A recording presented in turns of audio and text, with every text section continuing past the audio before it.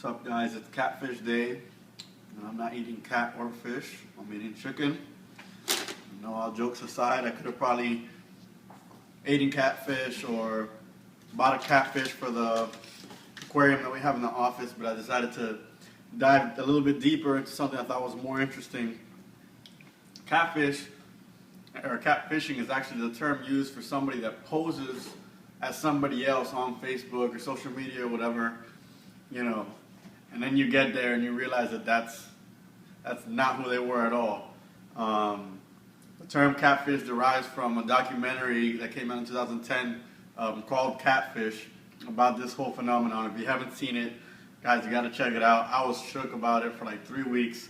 And then there was a spin-off show on MTV that came out after that. But basically, the whole origin of the catfish story comes from the guy that made this documentary. He said they used to ship cod from Alaska in these vats to China, and then when they got over there, they were just mush. They didn't taste like anything.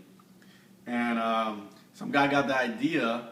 They're like, hey, why don't we throw catfish in the vat, and the cod will have to battle a little bit. They'll be mobile on the way over there.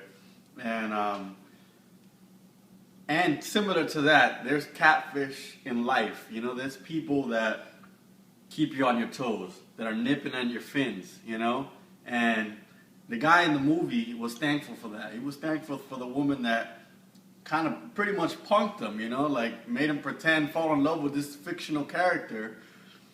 And then he got there and it wasn't that.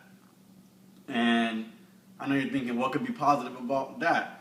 And I think in a broader sense, he's not thankful as much for people that pretend to be other people, but he's thankful for people that are our enemies, I'm sure that saying, keep your friends close, keep your enemies closer, doesn't exist for no reason, It's like those are the people that challenge us every day. Without them, we're just boring, we're dull people, you know what I mean? We need people to push us outside of our comfort zone, to keep us aware and focused, or wind up in a vat in China, tasteless and boring, you know what I'm saying? And that's not what anybody wants. So, my original plan for today was to interview somebody that I know close to me that actually had a catfish experience happen to him.